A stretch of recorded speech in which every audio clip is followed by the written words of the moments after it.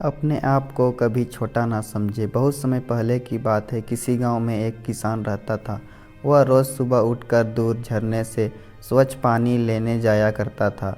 इस काम के लिए वह अपने साथ दो बड़े घड़े ले जाता था, जिन्हें वह डंडे में बांधकर अपने कंधे पर दोनों ओर लटका लेता था। उनमें से एक घड़ा कहीं से फूटा हुआ था और दूसरा एकदम सही था। इस वजह से रोज़ घर पहुँचते पहुँचते किसान के पास 1.5 घड़ा पानी ही बच पाता था। ऐसा 2 सालों से चल रहा था। सही घड़े को इस बात पर घमंड था कि वह पूरा का पूरा पानी घर पहुंचाता है और उसके अंदर कोई भी कमी नहीं है। वहीं दूसरी तरफ फूटा घड़ा इस बात से शर्मिंदा रहता था कि वह आधा पानी ही घर पहुंचा पाता है और किसान की मेहनत बेकार चली जाती है। फूटा घड़ा यह सब सोच कर बहुत परेशान रहने लगा और एक दिन उससे रहा नहीं गया। उसने किसान से कहा, मैं खुद पर शर्मिंदा हूँ और आपसे क्षमा मांगना चाहता हूँ। क्यों? किसान ने पूछा। तुम किस बात से शर्मिंदा हो?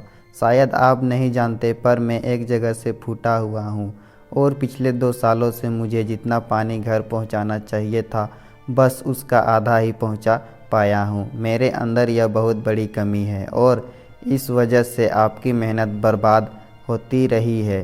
फूटे घड़े ने दुखी होते हुए कहा। किसान को घड़े की बात सुनकर थोड़ा दुख हुआ और वह बोला, कोई बात नहीं, मैं चाहता हूँ कि आज लौटते वक्त तुम रास्ते में पड़ने वाले सुंदर फूलों को देखो। घड़े ने वैसा ही किया। वह रास्ते भर सुंदर फूलों को देखता आया। ऐसा करने से उसकी उदासी कुछ दूर हुई, पर घर पहुँचते पहुँचते फिर उसके अंदर से आधा पानी गिर चुका था और मायूस हो गया और किसान से क्षमा मांगने लगा। किसान बोला, शायद तुमने ध्यान नहीं दिया। पूरे रास्ते में जितने भी फूल थे वो सब तुम्हारे तरफ ही थे। सही घड़े की तरफ एक भी फूल नहीं था। ऐसा इसलिए क्योंकि मैं हमेशा से तुम्हारे अंदर की कमी को जानता था और मैंने उसका लाभ उठाया। मैंने तुम्हारे तरफ वाले रास्ते पर रंग बिरंगे फूलों के बीज बो दिए थे। तुम रोज़ थोड़े थोड़े करके उन्हें सींचते रहे और पूरे रास्ते को इतना खूबसूरत बना दिया। आज तुम्हारी वजह से ही मैं इस फूलों के भगवान को अर्पित कर पाता हूँ और अपना घर सुंदर बना पाता हूँ। तुम ही सोचो, अगर तुम जैसे हो वैसे नहीं होते तो भला क्या मैं यह सब कुछ कर पाता?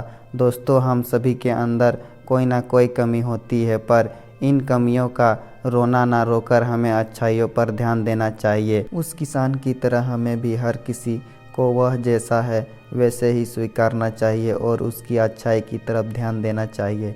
और जब हम ऐसा करेंगे तब फूटा घड़ा भी अच्छे घड़े से मूल्यवान हो जाएगा। तो दोस्तों, यह कहानी आप लोगों को पसंद आए तो वीडियो को लाइक कर दीजिएगा और चैनल पर नए हैं तो चैनल को सब्सक्राइब जरूर कर दीजिएगा।